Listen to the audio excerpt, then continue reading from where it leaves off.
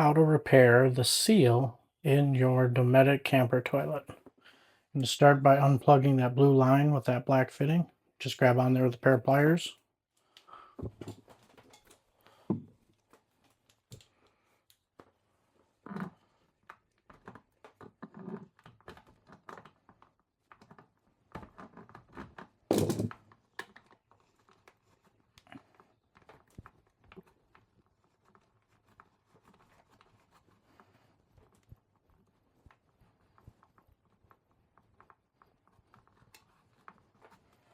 Now that that's loose, I'm going to find the right wrench for this right here. Alright, you're going to need a 7/16 to get these nuts off the bottom of the toilet bowl, the basin. After you get that loose and that loose, you should be able to pull this whole thing out of here and take it and work on it. Our goal today is to replace this valve and that rubber seal inside. Here's a helpful tip. When you're replacing this gasket on the inside of your camper toilet, something they don't tell you is these are butterfly nuts in here. They go in here like this, and on the back side, you'll have a little nut. And if you drill too far, that nut right there will drop down in here. You can kind of see it right there. It's lodged in there. So I got one out and I've got 4 to go. I've taken this apart and putting it back together to fix this valve and to fix this seal. Here's what it looks like. If you take this screw out too fast,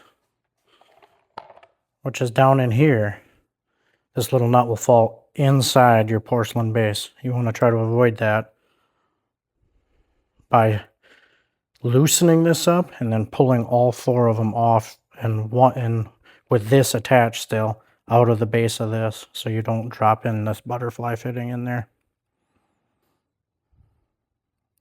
All right, after getting my exercise in, wiggling them things up and down, and wiggling them out of this hole upside down, I was able to trace them around with this and move them around in there like this using a flashlight. I was able to get these out. These will get back in here. You'll lay them all out on here first, and then you'll put your gasket back on here, and you'll lay this on here, and then you'll screw them down in these longer holes. You'll need an extension with a 1/4-inch bit for that. All right, when you're putting it back together, this is how you want it to look. And then we'll flip it up onto here.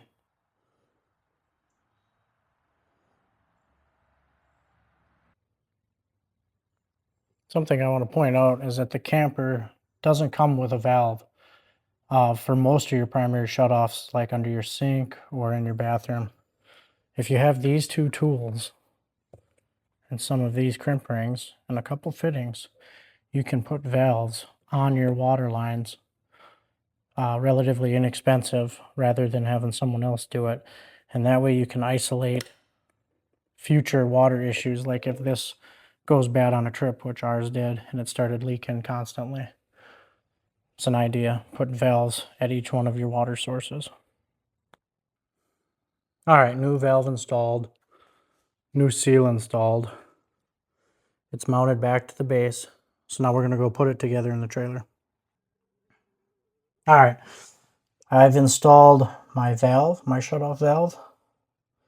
I used a copper crimp ring. The factory uses a stainless steel ring. It's a different style fitting, but they will both hold back water. I used a grinder to cut the old crimp ring off, and I used a plier to take it off. That's the new crimp ring crimper.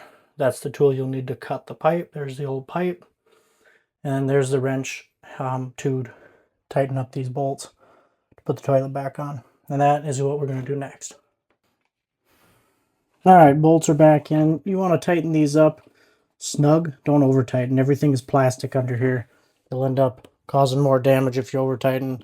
If you can move the floor when you When you jiggle it, that's good to go. And then over here, you just put this water fitting back on the same way you took it off. It's got rubber O-rings in there, that just like a garden hose.